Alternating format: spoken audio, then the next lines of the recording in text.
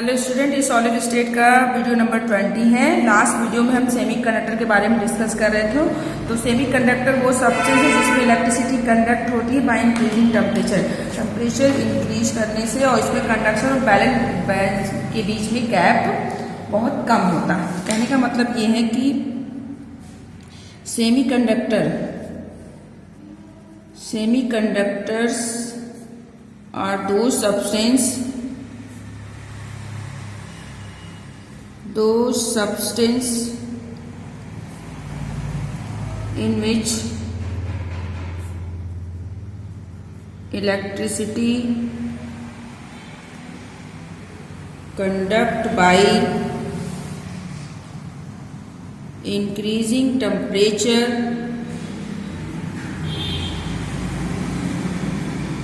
or by doping एक word, doping का क्या मतलब होता है? इंक्लूडिंग इम्प्योरिटी से मतलब है। कहने का मतलब ये है कि ऐसे सब्सटेंस जिसमें इलेक्ट्रिसिटी कंडक्ट होती है टेम्परेचर को बढ़ाने से, या फिर डोपिंग से मतलब है कि इम्प्योरिटी। कहने का मतलब ये है कि ऐसे सब्सटेंस जिसमें कि इलेक्ट्रिसिटी टेम्परेचर बढ़ाने की वजह से कंडक्ट हो रही है, या फिर इम्प्योरिटी ऐड करने की वजह से हो रही है। तो सेमीकंडक्टर्स की हम टाइप पढ़ेंगे। टाइप्स ऑफ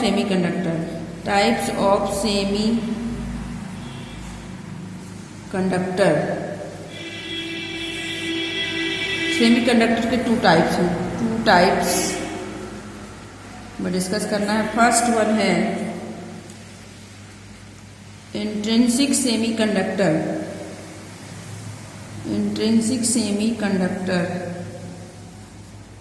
तो इंट्रिंसिक सेमीकंडक्टर क्या होते हैं? प्योर सेमीकंडक्टर्स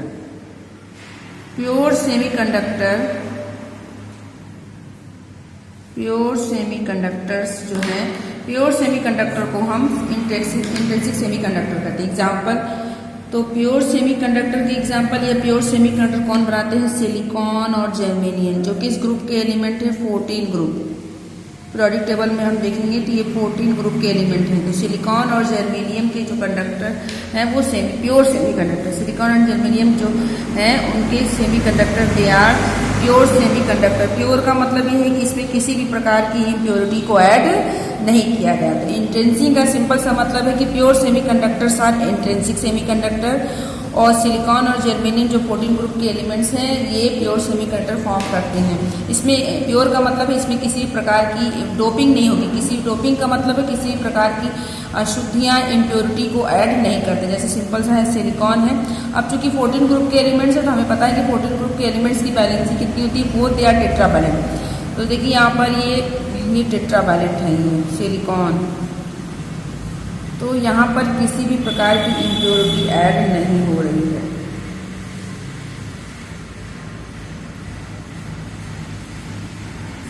यहाँ पर किसी भी प्रकार की इम्प्योरिटी नहीं ऐड हो रही है। ये सिलिकॉन से मिलकर के बने हुए दे आर प्योर सेमीकंडक्टर। तो प्योर होंगे तो इसमें किसी प्रकार की इम्प्योरिटी नहीं ऐड होगी। ये किस प्रकार के हैं? They are intrinsic semiconductor.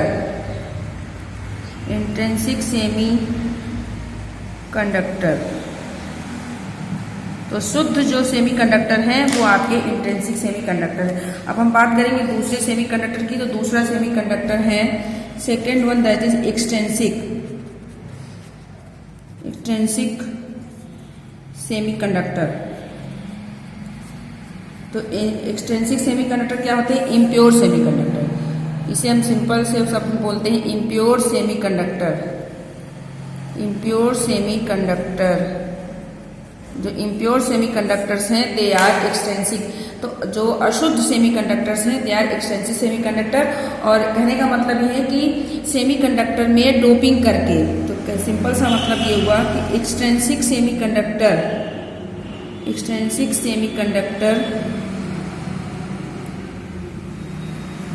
Conductors are made by doping. Means इसका मतलब क्या हुआ? By adding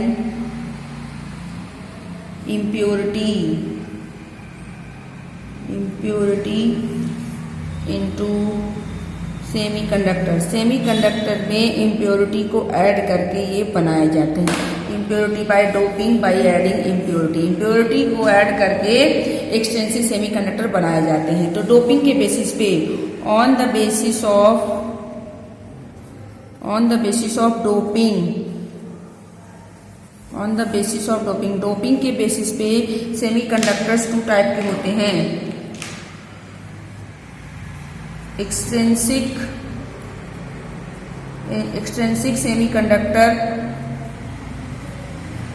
semiconductors are of 2 types. तो कहने का मतलब ये है कि डोपिंग के बेसिस पे इम्प्योरिटी ऐड करने के आधार पे एक्सट्रिंसिक सेमीकंडक्टर कितने टाइप्स के होते हैं? 2 टाइप्स से। कौन कौन से हैं? फर्स्ट वन है हमारा n type semiconductor. N type semiconductor n से मतलब है, एन टाइप का मतलब, एन का मतलब होता है निगेटिव, और negative word use for, negative का मतलब है फॉर इलेक्ट्रॉन, क्योंकि इलेक्ट्रॉन होंगे उनके पास निगेटिव चार्ज होगा। तो निगेटिव वर्ड का मतलब सिंपल सा एन का मतलब है निगेटिव टाइप सेमीकंडक्टर या N type semiconductor for electron. That means कि N type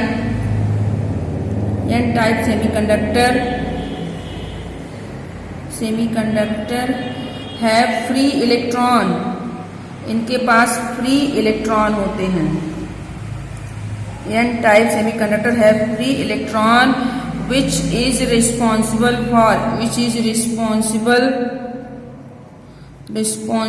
for conduct electricity। Simple सा मतलब ये हुआ कि जो एन टाइप सेमीकंडक्टर होते हैं, एन टाइप सेमीकंडक्टर में इलेक्ट्रिसिटी का कंडक्शन किस वजह से होता है? क्योंकि उनके पास फ्री इलेक्ट्रॉन होता है और इस वजह से वो इलेक्ट्रिसिटी कंडक्ट करते हैं। तो इलेक्ट्रॉन की वजह से एन टाइप, क्योंकि इलेक्ट्रॉन के ऊपर निगेटिव चार्ज है। तो एन टाइप सेमीकंडक्टर में इलेक्ट्रिसिटी का conduction due to free electron की वजह से होता है एन टाइप सेमीकंडक्टर में इलेक्ट्रिसिटी का conduction.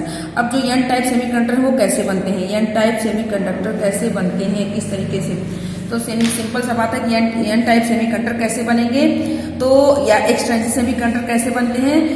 Intrinsic semiconductor, pure semiconductor में ही डोपिंग करके, इम्प्योरिटी को ऐड करके। प्योर सेमीकंडक्टर किससे बन रहे हैं? सिलिकॉन और जर्मेनियम से, 14 ग्रुप के एलिमेंट से। तो 14 ग्रुप के एलिमेंट में जब 15 ग्रुप के एलिमेंट्स की डोपिंग कर दी जाती है, कहने का मतलब है कि डोपिंग मतलब इम्प्योरिटी, दिमाग में रखेंगे। Doping of 15 group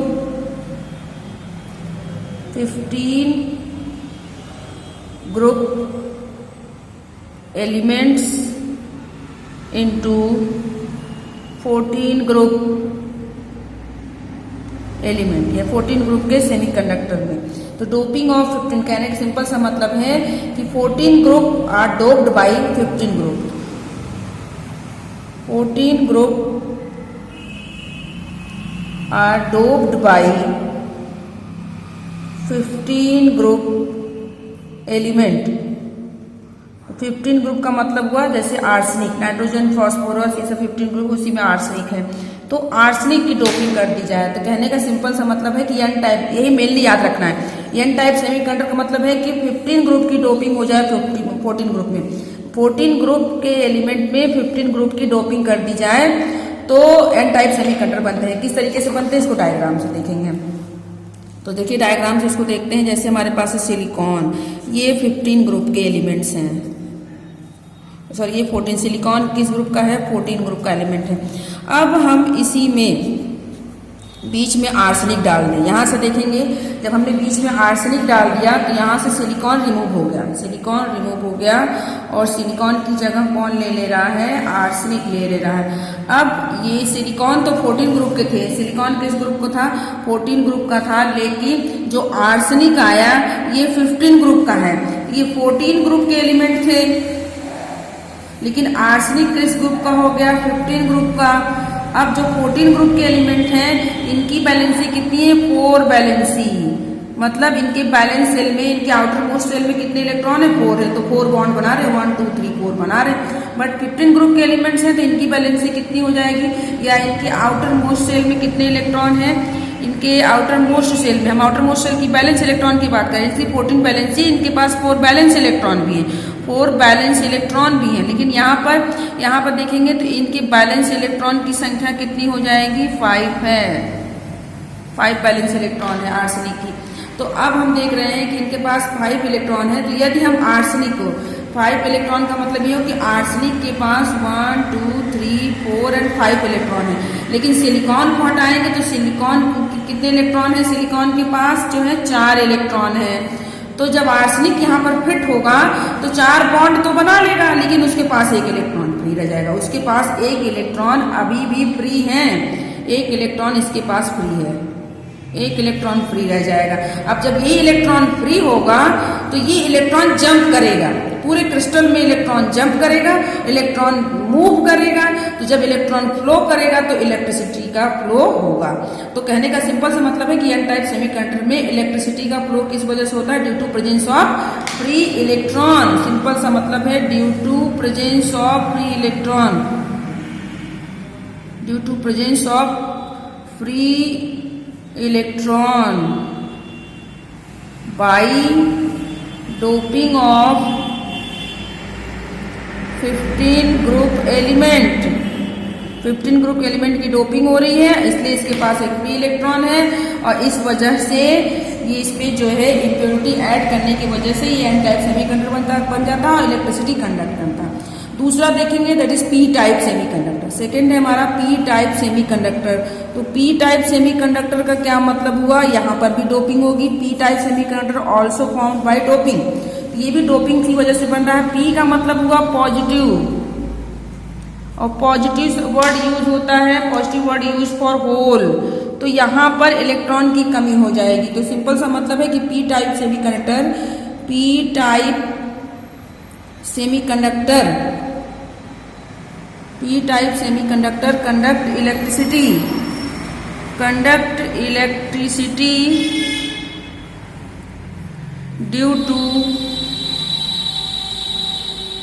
to presence of hole. Hole क्यों बन रहा है? क्योंकि इसके पास 1 इलेक्ट्रॉन की कमी है, इसके पास 1 इलेक्ट्रॉन एक्स्ट्रा थे, एक्स्ट्रा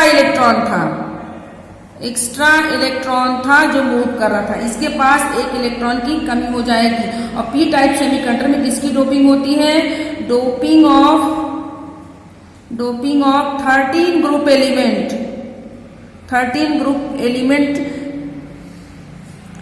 ग्रुप एलिमेंट जैसे indium, 13 group element into 14 group element, 14 group element. कहने का मतलब ये है सिंपल से शब्दों में कि पी टाइप सेमीकंडक्टर में 14 ग्रुप में 13 ग्रुप की एंट्री हो जाएगी। यहाँ पर 14 ग्रुप में 15 ग्रुप की एंट्री हो रही थी, तो 5 बैलेंस इलेक्ट्रॉन की वजह से 1 इलेक्ट्रॉन फ्री रह रहे थे। यहाँ पे 14 ग्रुप में 13 ग्रुप की एंट्री होगी तो 4 बैलेंस इलेक्ट्रॉन की जगह पर 3 आएंगे, तो 1 इलेक्ट्रॉन की जगह पर होल बन जाएगा, वहां पर खाली होगा। और होल्स जो होते हैं पॉजिटिव होते हैं, और जब 3 पोजीशन फिल्ड होगी, 1 पोजीशन वैकेंट होगी, तो इलेक्ट्रॉन बड़े आसानी से मूव कर जाएंगे। तो इसका डायग्राम हम देखते हैं। N type semiconductor, p type semiconductor का डायग्राम देखिए। जैसे सिलिकॉन है, ये हो गया सिलिकॉन प्योर सेमीकंडक्टर। अब इसी में हमने क्या किया कि इंडियम को डाल दिया। जब हम इंडियम को डालेंगे तो हम ये देखते हैं कि यहाँ पर होल बन जाता है, देखेंगे।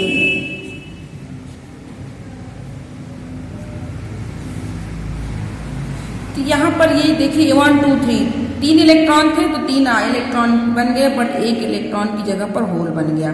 तो सिंपल सा मतलब ये है कि ये हो गई 13 ग्रुप की डोपिंग, ये हो गया 13 ग्रुप का एलिमेंट, और ये है 14 ग्रुप के एलिमेंट, ये 14 ग्रुप के एलिमेंट हैं। अब 14 ग्रुप के एलिमेंट के पास 4 बैलेंस इलेक्ट्रॉन, कितने इलेक्ट्रॉन हैं? 4 बैलेंस इलेक्ट्रॉन।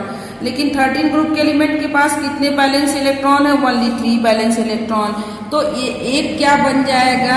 यहाँ पर ये एक होल बन जाएगा और होल पॉजिटिव होते हैं, जिसकी वजह से इलेक्ट्रॉन बड़े आसानी से फ्रीली मूव करेंगे और सेमीकंडक्टर में इलेक्ट्रिसिटी कंडक्ट होगी, and that is n type semiconductor. ये क्या हो गया? N type semiconductor. तो आपको याद क्या रखना है? याद सिर्फ यही रखना है कि इलेक्ट्रिसिटी किसकी वजह से कंडक्ट हो रही है। कहने का मतलब एन टाइप पी टाइप है। एन टाइप सेमीकंडक्टर में 14 ग्रुप में 15 ग्रुप की डोपिंग और पी टाइप सेमीकंडक्टर में 14 ग्रुप में 13 ग्रुप की डोपिंग, एक इलेक्ट्रॉन की कमी, होल का बनना, इलेक्ट्रॉन का मूवमेंट।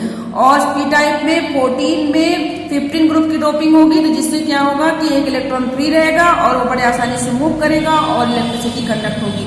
तो यहीं पर ये हमारा खत्म हो जाता है electrical properties of solid. Next topic है मैग्नेटिक। ये लास्ट टॉपिक इस चैप्टर का, मैग्नेटिक प्रॉपर्टीज ऑफ सॉलिड। तो सॉलिड को उसके मैग्नेटिक प्रॉपर्टीज के बेसिस पे भी कई ग्रुप में क्लासिफाइड किया गया है। तो फर्स्ट वन है हमारा डायामैग्नेटिक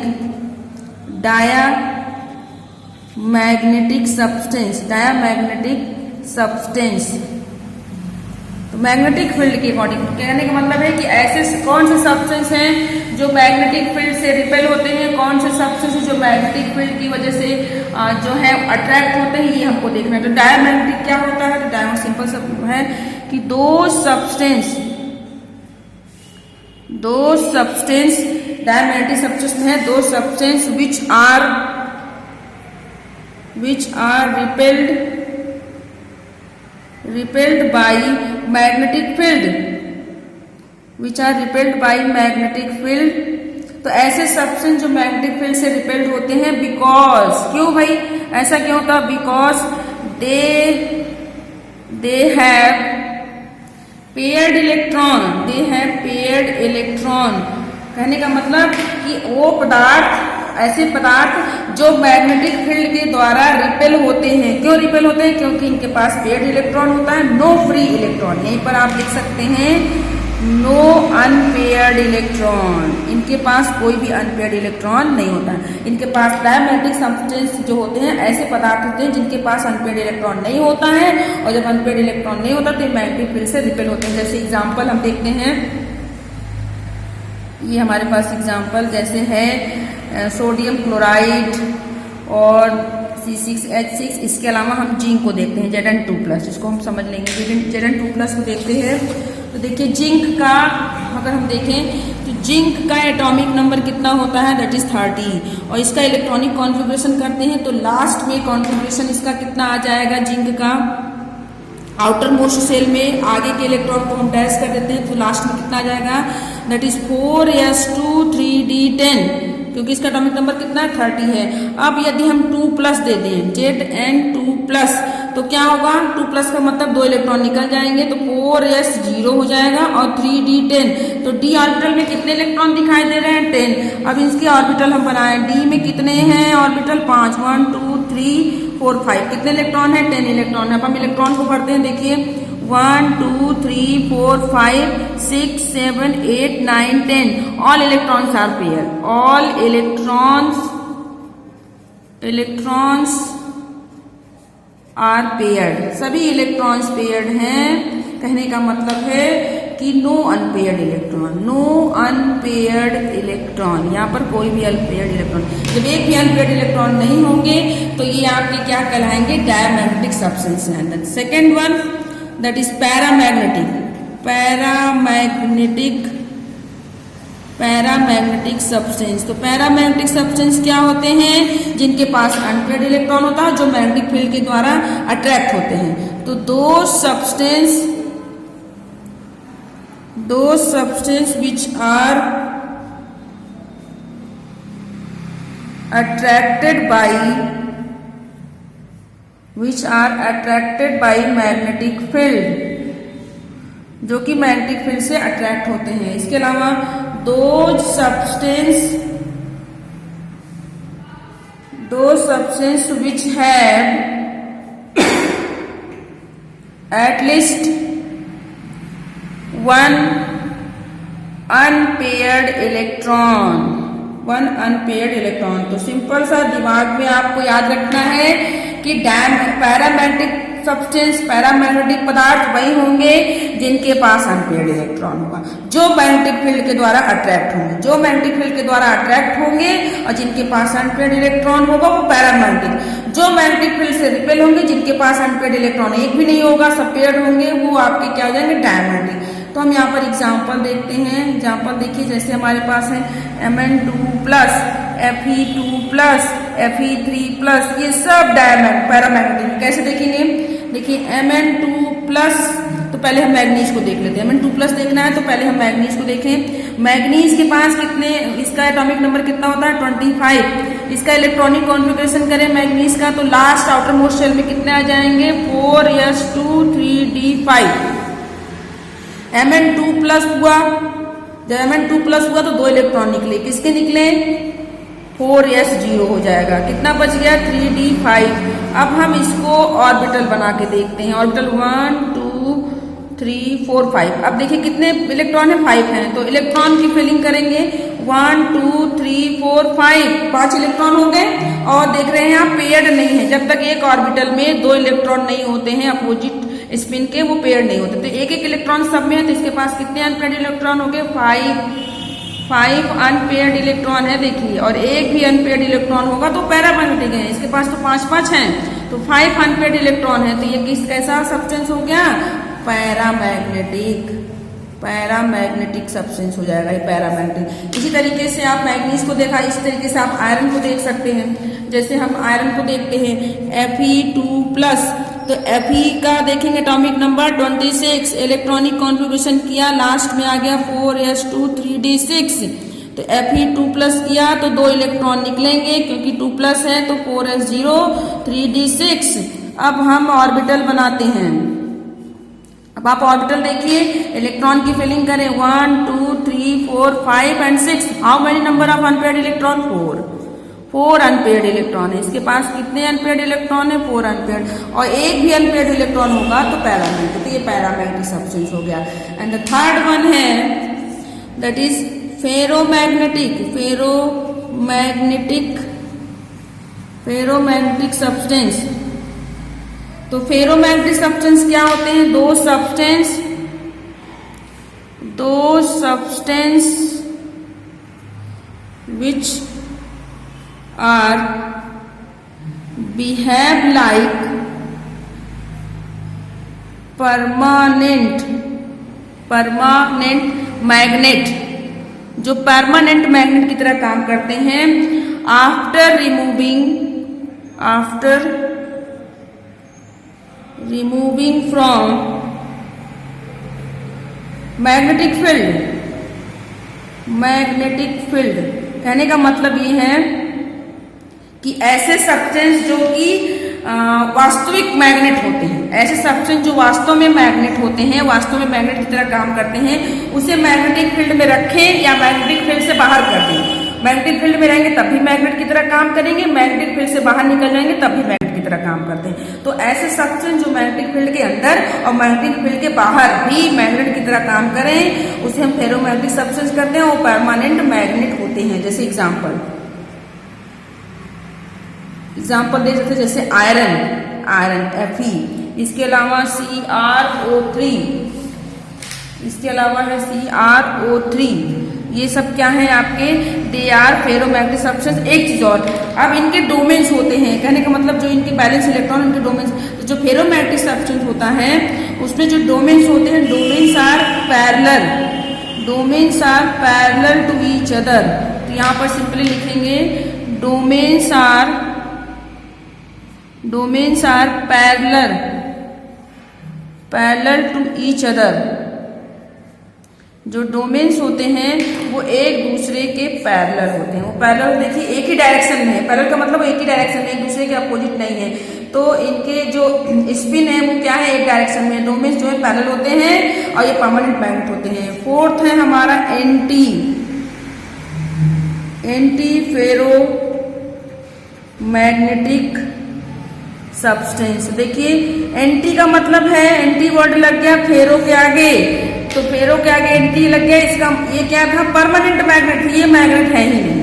ऐसे सब्सटेंस जो मैग्नेट नहीं होते हैं वो मैग्नेटिक फील्ड के अंदर भी मैग्नेट की तरह बिहेव नहीं करते हैं और मैग्नेटिक फील्ड के बाहर भी मैग्नेट की तरह बिहेव नहीं करते हैं। तो सिंपल सा है कि दो substance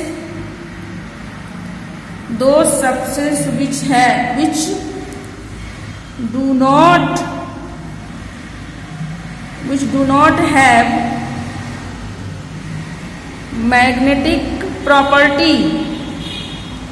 not have magnetic property inside or outside of magnetic field। तो ऐसे सब्सटेंस जो मैग्नेट की तरह बिहेव नहीं करते हैं मैग्नेटिक फील्ड के अंदर भी और मैग्नेटिक फील्ड के बाहर भी। कहने का मतलब ऐसे सब्सटेंस जो मैग्नेट नहीं होते हैं। Anti ferro magnetic substance are not magnet. Simple सा है कि anti ferro magnetic substance are not magnet. तो ये मैग्नेट की तरह बिहेव नहीं करते। तो एंटी फेरोमैग्नेटिक सब्सटेंस में मैग्नेटिक प्रॉपर्टी नहीं होती है, मैग्नेट की तरह काम नहीं करते मैग्नेटिक फील्ड के अंदर भी और मैग्नेटिक फील्ड के बाहर भी। इनके डोमेन्स जो होते हैं एंटी पैरेलल होते हैं, अपोजिट साइड में होते हैं, एक दूसरे के अपोजिट साइड में होते हैं, इक्वल नंबर में होते हैं। तो यहीं पे लिखेंगे domains are anti parallel to each other. ये एक दूसरे के एंटी पैरेलल होते हैं, अपोजिट होते हैं। एग्जाम्पल, ये मैग्नेट की तरह काम नहीं करते हैं। MnO2 ये सब एंटी फेरोमैग्नेटिक के एग्जाम्पल हैं। द लास्ट वन है that is ferri magnetic substance या फेरी मैग्नेटिज्म भी कहते हैं। फेरी मैग्नेटिक सब्सटेंस, तो देखिए इन दोनों के बीच का मतलब एंटी फेरो और फेरो के बीच का। फेरो क्या था, परमानेंट मैग्नेट था, फील्ड के अंदर रखेंगे तब भी मैग्नेट की तरह, फील्ड के बाहर करेंगे तब भी मैग्नेट की तरह बिहेव करेगा। जबकि एंटी फेरो जो होगा वो फील्ड के बाहर और अंदर दोनों मैग्नेट की तरह काम नहीं करता। फेरी मैग्नेटिक सब्सटेंस वो सब्सटेंस जो मैग्नेटिक फील्ड के अंदर मैग्नेट की तरह काम करेंगे और मैग्नेटिक फील्ड के बाहर ले जाते ही इनकी मैग्नेटिक प्रॉपर्टी खत्म हो जाती है। तो those substance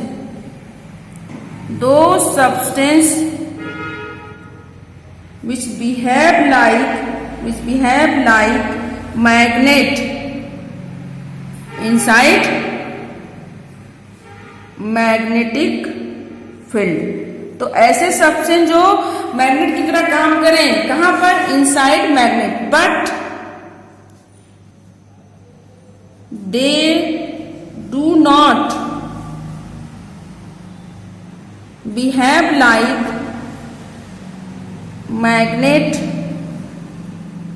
outside magnetic field.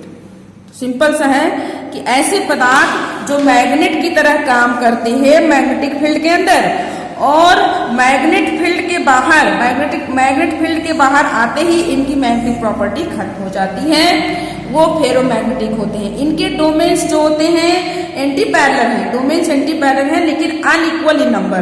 तो इनके डोमेन बनाएंगे जैसे है इस तरीके से, तो ये क्या होंगे, एक दूसरे के एंटी पैरेलल होंगे लेकिन unequal number. Domains are anti parallel to each other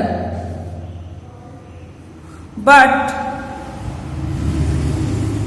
unequal in number. But ये अनइक्वल नंबर में होते हैं। देखिए यहाँ पर एक ऊपर एक नीचे, एक ऊपर एक नीचे, लेकिन यहाँ पर एक ऊपर दो नीचे, एक ऊपर दो नीचे, इसका उल्टा भी हो सकता है।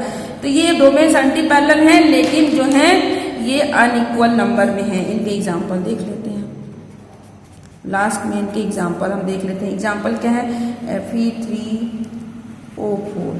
तो ये हो गया इसका एग्जाम्पल Fe3O4। यहीं पर एंटी फेरोमैग्नेटिक इस खत्म होता है। मतलब सिंपल सा मतलब ये है कि मैग्नेटिक प्रॉपर्टी एक फ्लो चार्ट मैग्नेटिक प्रॉपर्टी के आधार पर सब्सटेंस कितने हो गए, 5 हो गए। फर्स्ट है डायामैग्नेटिक, डायामैग्नेटिक। दूसरा है सेकेंड पैरामैग्नेटिक। नेक्स्ट थर्ड है आपका दैट इज फेरोमैग्नेटिक। और फिर आ जाएंगे फोर्थ है एंटी फेरोमैग्नेटिक। और नेक्स्ट आपका है फिफ्थ है फेरी मैग्नेटिक। तो सिंपल सा वर्ड आपको एक फ्लो चार्ट बता दे रही हूँ, याद रखिएगा। डायमैग्नेटिक कहने का मतलब नो अनपेयर्ड इलेक्ट्रॉन, इनके पास अनपेयर्ड इलेक्ट्रॉन नहीं होता है, ओनली पेयर्ड इलेक्ट्रॉन, सिर्फ पेयर्ड इलेक्ट्रॉन होते हैं। Example Zn2+। Paramagnetic unpaired electron, example Fe2+, Mn2+। Simple से आप इसको याद रखिए यहाँ से। अब फेरोमैग्नेटिक क्या होंगे, फेरोमैग्नेटिक परमानेंट मैग्नेट, इनके डोमेन याद रखिएगा, परमानेंट मैग्नेट हैं। एग्जाम्पल में आयरन। अब एंटी फेरोमैग्नेटिक ये क्या है, मैग्नेट ही नहीं है, नॉट मैग्नेट। कहने का मतलब ये मैग्नेट की तरह बिहेव नहीं करते हैं, ये मैग्नेट नहीं होते हैं। इनके डोमेन्स याद रखिएगा, एंटी पैरेलल होते हैं। एंटी पैरेलल तो मैग्नेट की तरह काम नहीं करते हैं। जैसे हमने बताया कि MnO2 फेरी मैग्नेट की तरह काम करेंगे मैग्नेटिक फील्ड पे, और मैग्नेटिक फील्ड का जैसे ही प्रभाव खत्म होगा ये मैग्नेट की तरह काम नहीं करेंगे। Example Fe3O4। तो आप उसे याद करें या इस शॉर्ट व्यू को याद रखिए। तो यहीं पर ये चैप्टर खत्म होता है और यहीं पर हम इसको रोकते हैं। अब नेक्स्ट चैप्टर सेकंड हम स्टार्ट करेंगे, that is solution in next video.